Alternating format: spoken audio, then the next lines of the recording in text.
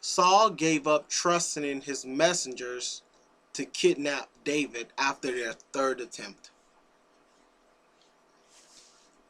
King Saul sent messengers to kidnap David at 3 different times. After the third attempt to kidnap David failed, Saul personally went to go where David was himself. So Saul was sending out these messengers. One group failed. Second group failed.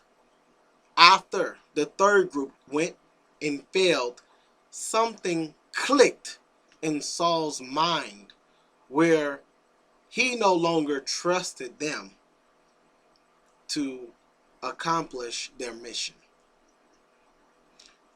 This point is brought up at 1 Samuel chapter 19 verses 17 through 24.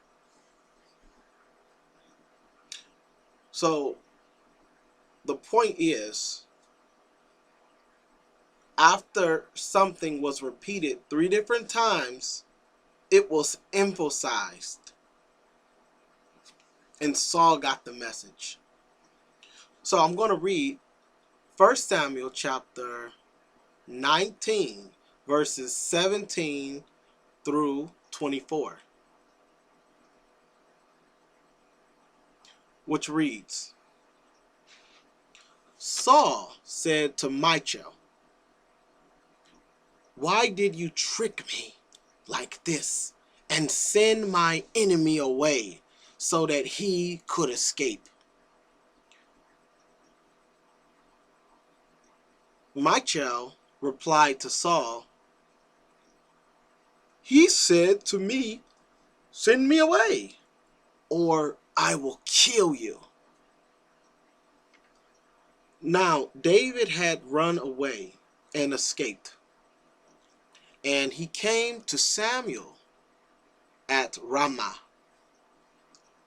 He, who was David, told him, who was Samuel, the prophet Samuel, David told Samuel all that Saul had done to him. And I'm going to pause right there. So Saul was trying to kill David because he was jealous of David. And he failed in his attempt. And so David ran to the prophet Samuel, who anointed Saul as king. And he was telling him what evils he was doing to him for no reason. So I'm going to finish reading. It says this. Then he, David, referring to David, then he and Samuel went away, and they stayed in Naioth. In time, it was reported to Saul, "Look, David is in Naioth, in Ramah." At once, Saul sent messengers to seize David. When they saw the elderly ones of the prophets prophesying, and Samuel standing and presiding over them, the Spirit of God came to be upon Saul's messengers. So the power of God came on Saul's messengers, and they began behaving as prophets as well. So I'm going to stop right there.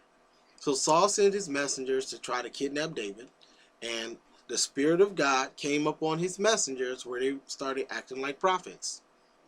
Now verse 21 goes on to say, when they told it to Saul about what just happened to his messengers, who didn't seize David but began to act like prophets, Saul, immediately sent other messengers. So Saul sends out more messengers. This is the second time he's sending some messengers out to kidnap David. And it reads, and they too began behaving as prophets.